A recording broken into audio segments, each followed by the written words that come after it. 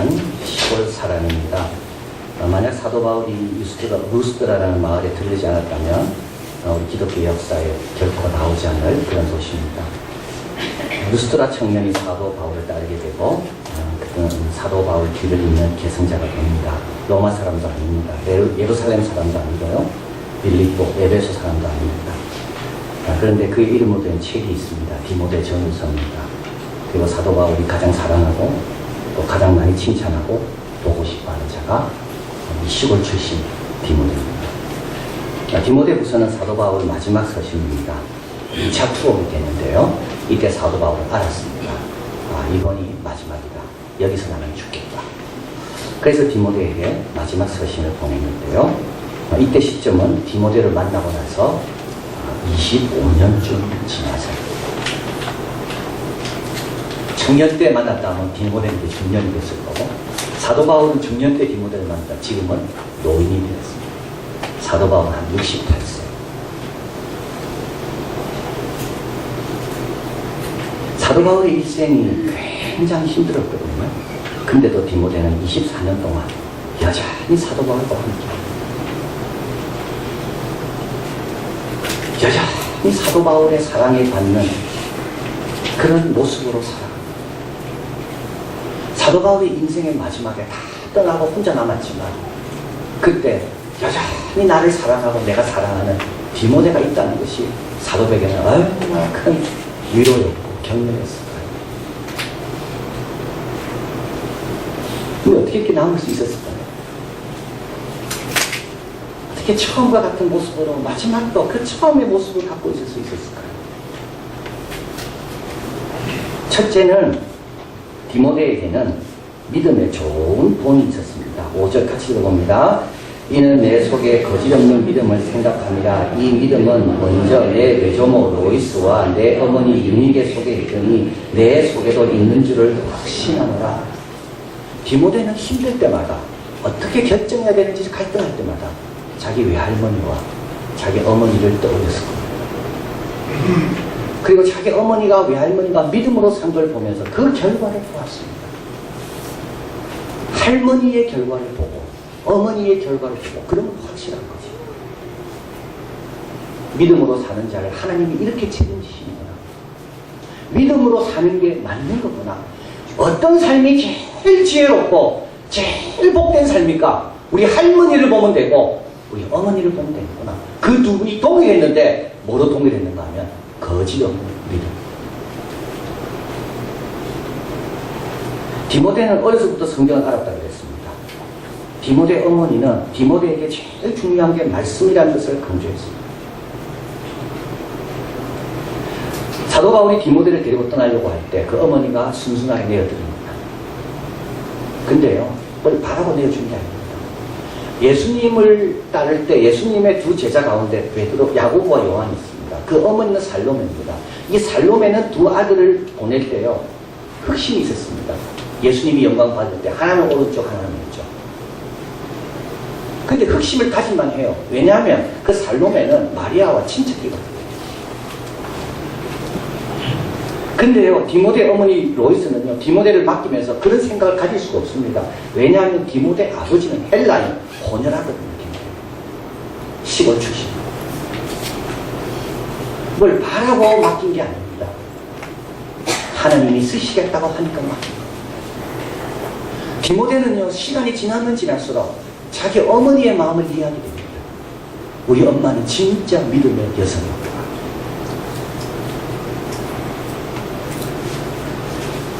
사람이 뭘 출발할 때 제일 두려운 이유는 끝을 모르기 때문에 두렵습니다. 이 끝이 어떻게 될까? 내가 이렇게 결단하면 그 다음은 어떻게 될까? 그런데요, 끝을 아는 사람이 있습니다. 그건 누굴까요? 끝을 본 사람과 함께 지내는 사람.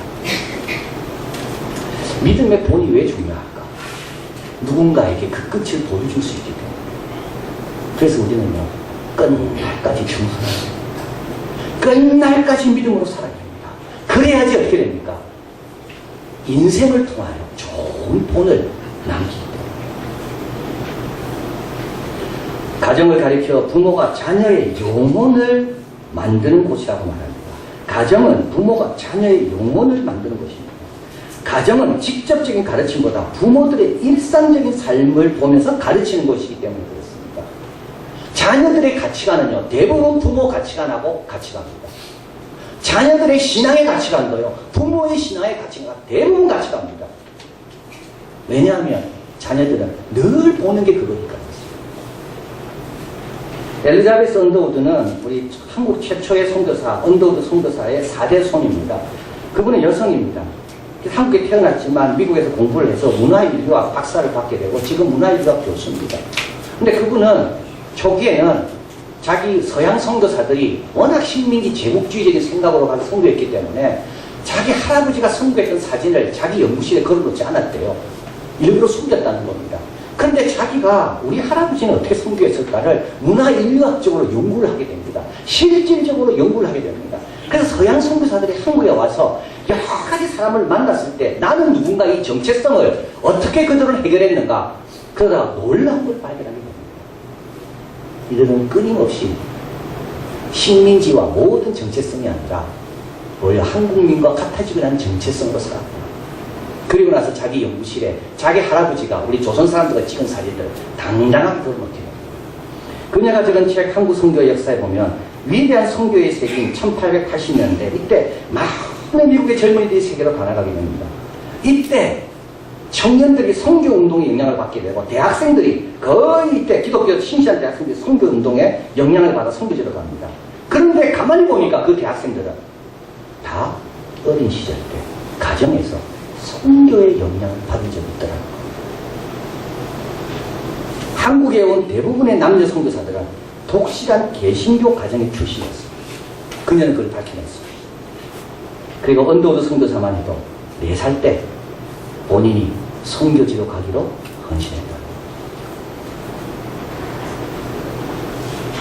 가정에서는 아이들의 영혼이 만들어지고 있습니다. 야고보서는 말합니다. 2장 18절 같이 있습니다. 어떤 사람은 말하기를 너는 믿음이 있고 나는 행함이 있으니 행함이 없는 내 믿음을 내게 보이라. 나는 행함으로 내 믿음을 내게 보이라 하더라. 거짓 없는 믿음은 보입니다. 모세의 부모는요, 바로의 명령을 무서워하지 않았습니다. 아브라함은 자기가 사랑하고 아끼는 독자를 할지라도 하나님이 밭이랐을 때 이삭을 데리고 새벽 일찍부터 떠납니다. 이삭이 철이 들었을 때 깨달았을 거예요. 우리 아버지의 믿음은 진짜 믿음이구나. 하나님이 그런 믿음은 하나님께서 기뻐하시고 갚아주시는 거예요. 제가 며칠 전에 읽은 책 가운데 중국을 이해하는데 참 좋은 책을 읽었습니다. 야망의 시대라는 책인데요. 그 책은 이렇게 시작합니다. 중국인들은 엄청난 야망의 사람들. 그렇죠. 영어를 얼마나 열심히 크레이지 잉글리시 배우는지 모릅니다. 아이들을 유학 얼마나 많이 보내는지 모릅니다. 야망을 이루려고요. 변화의 시대에 이 야망을 이루려고요. 그런데 그 책은 야망으로 끝나지 않습니다. 진실로 바뀝니다. 중국을 알면 알수록 진실을 감추는 나라, 숨기는 나라, 부패한 나라. 그래서 중국인들이 고민에 빠집니다. 중국 사람은 누구냐? 저는 그 질문을 받으면서 도전받았습니다. 우리 대한민국은 누구일까? 그래도 우리는요, 대한민국 하면 좋은 이미지가 떠오릅니다. 유교를 이겨내고, 민주화를 이루고, 여러 가지 갈등 요소가 있지만, 그러나 그것을 극복하며 살아가는 그런 좋은 이미지. 근데 중국은요, 돈밖에 떠오르는 게 없어요. 돈밖에 없어요. 그래서 그 책은 야망으로 시작합니다. 그러다가 진실로 바뀝니다. 진실을 알게 될수록 그들은 좌절하고 실망합니다. 그래서요, 마지막 믿음입니다. 믿음을 찾는 결국 사람은 믿음입니다. 자기가 믿어야 할 대상이 있어야 됩니다. 아무리 믿어도 실망하지 않게 될 그 대상이 나에게는 있어야 됩니다. 우리 자녀에게 뭘 물려줘야 될까요? 여러분, 물질입니까? 믿음입니다. 근데 이거는 평생 걸립니다. 왜냐하면 자녀들이 우리의 끝까지 봐야 됩니다. 참 우리 이한교회는 너무 감사한 게 믿음의 좋은 본을 우리가 지금 살아가고 있습니다. 이게 지금 11년째입니다. 여러분 이대로 계속 가야지 우리 자녀들에게 한 큰 좋은 덩어리를 선물로 주는 겁니다. 스토리는 인생을 걸고 만들어지는 거지 스토리라는 것은 1년, 2년으로 만들어지는 게 아니에요. 디모데가 어떻게 끝까지 갈 수 있을까요? 뭘 결정할 때마다, 뭘 선택해야 될 때마다 거짓 없는 믿음으로 살았던 우리 할머니, 어머니를 떠올렸기 때문에. 두 번째로 그가 끝까지 갈 수 있었던 이유는 늘 처음으로 돌아갔기 때문입니다. 6절 같이 읽어봅니다. 그러므로 내가 나의 안수함으로 내 속에 있는 하나님의 은사를 다시 부릴듯 하기 위하여 너로 생각하게 하노니. 여기 보면 안수함으로 내 속에 있는 하나님의 은사입니다. 디모데가 이제 하나님의 일꾼으로 세움을 받을 때 안수를 받았습니다. 손을 얹어 기도하는 겁니다. 일꾼으로 세우는 겁니다. 이때 디모데가 무릎 꿇고 앉아졌을 때 디모데의 마음이 어땠을까요?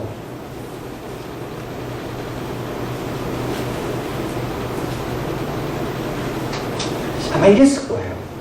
하나님 나는 죽도록 충성하겠습니다. 하나님 나는 멸망할 필요 없습니다. 주님 십자가면 나는 뭐든지 지겠습니다. 나는 주님만 바라보고 살겠습니다.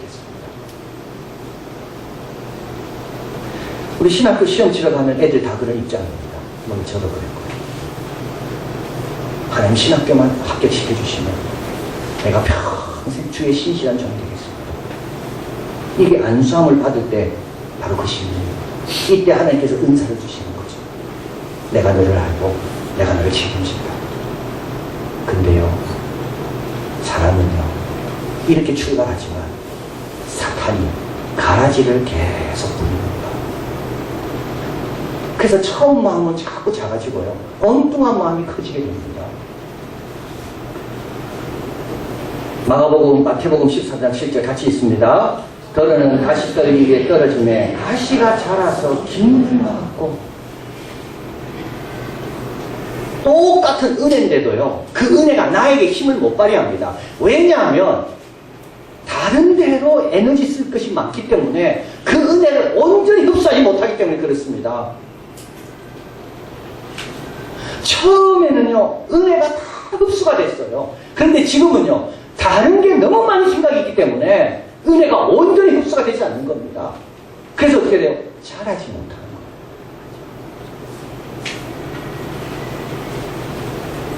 처음에는 남이 눈에 안 들어왔습니다. 그러나 가라지가 자라면서 남의 눈에 들어옵니다. 처음에는 나의 요구가 없었습니다. 근데요 자꾸 수고하면서부터 내 요구가 자꾸 생각납니다.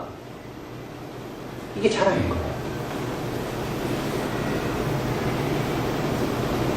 그래서 어떻게 해야 되나요? 처음으로 속히 돌아가야 됩니다. 시간 끌면 자꾸 자라거든요. 시간 끌면요 그 꺾기 진짜 어렵습니다. 속히 돌아가야 돼요. 어디로 돌아가요? 십자가의 은혜로 돌아가요. 예수님의 십자가를 자꾸 생각해요.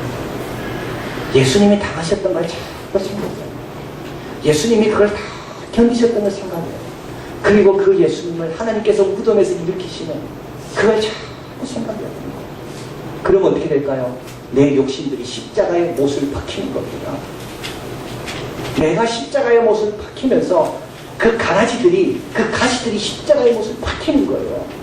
그럼 어떻게 됩니까? 다시 처음 자리에 와요. 근데 처음과 다릅니다. 처음에는 모르고 그 자리에 있었고요. 두 번째 처음 그 자리에 갈 때는요 알면서도 그 자리에 가 있는 거예요. 현실을 통과한 이상주의자가 되는 겁니다.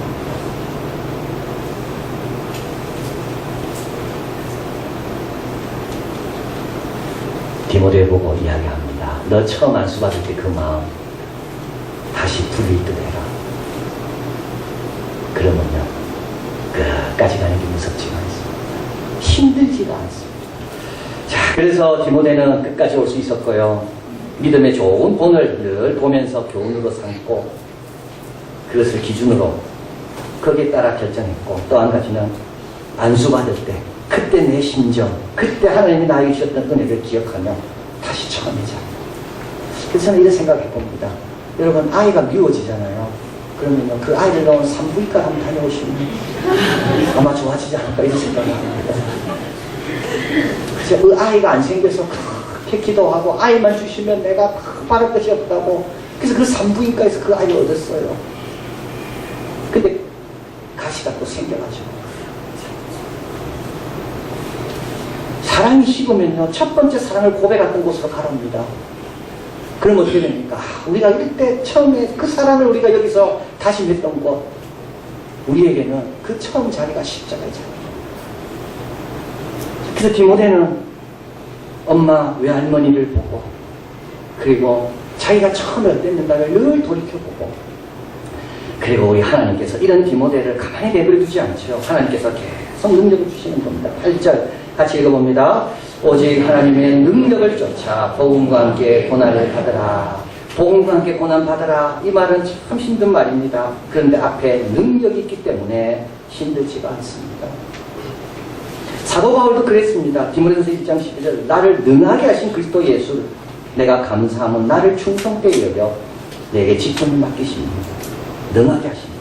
골로새서 1장 19절 이를 위하여 나도 내 속에서 능력으로 역사하는 게 역사겠다. 혼자 힘으로 하는 게 아닙니다. 의지가 강해서 하는 게 아닙니다. 하나님께서 도와주십니다.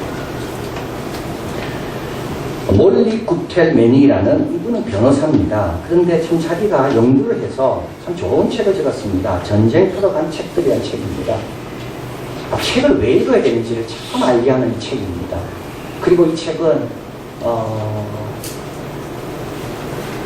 군인들에게는 무기와 먹을 것만 필요한 게 아니라 책도 필요하다. 그래서 참 알게 하는 참 좋은 책입니다. 또 2차 세계대전에 대해서도 정확하게 잘 묘사를 했더라고요. 2차 대전이 일어났을 때 미국은 군인들만을 위해서 1억 3천 권의 책을 출간하게 되고 배급하게 됩니다.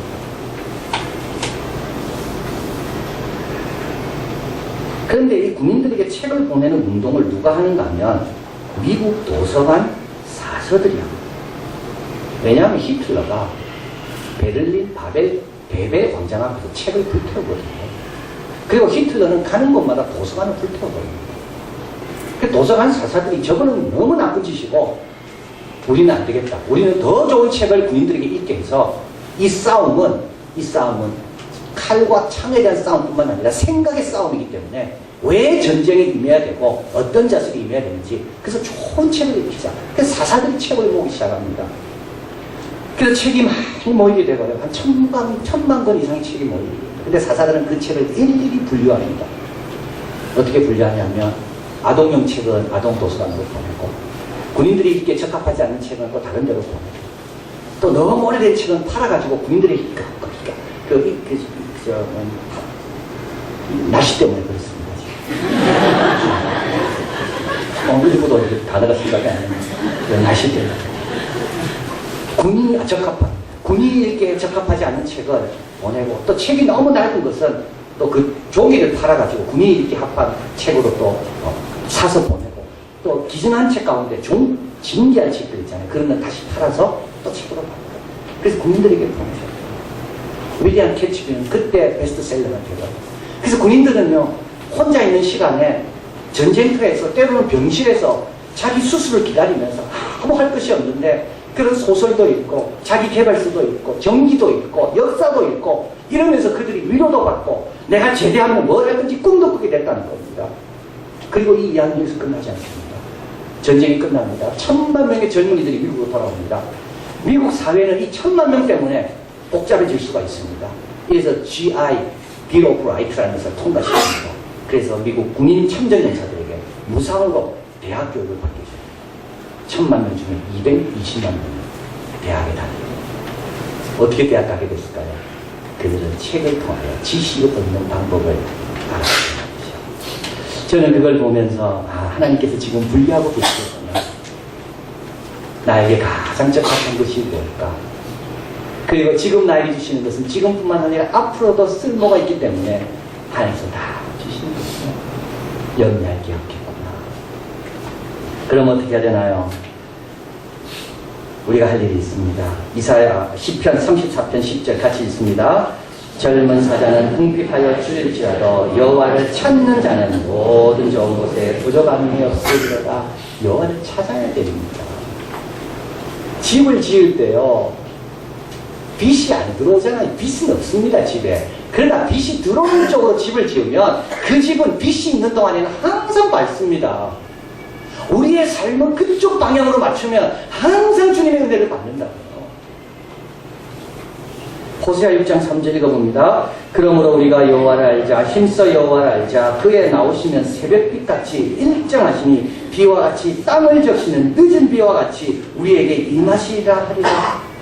여기 늦은 비는 늦게 온다는 비가 아니고요, 이스라엘은 2번 비가 왔는데 이른 비가 있고 늦은 비가 있습니다. 이른 비는요, 가을에 오는 비고 늦은 비는 봄에 오는 비입니다. 이른 비가 오고 난 다음에 씨를 뿌립니다. 그리고요, 늦은 비가 올 때쯤 되면 추수 때가 됩니다. 그 비를 흠뻑 맞고 곡식들이 이제 연글게 됩니다. 그리고 추수 때가 시작됩니다. 우리 하나님께서 우리의 열매 맺도록 좋은 것들을 다 땅받쳐 공급한다는 거예요. 우리는 뭐라고 말합니까? 여호와를 알자, 힘써 여호와를 알자. 오늘 4절에 사도 바울은 디모데를 생각할 때마다 그 눈물을 생각한다고 말합니다. 내 눈물을 생각하여 넣어보기도 원하면 디모데는 그만큼 사역이 쉽지 않았습니다. 연수하라고 신뢰금도 당하고 성도들은 허탄한 말에 빠져 다 자기에게 관심 없고 진리에는 떨어져 있고 본인은 몸도 많이 약했습니다.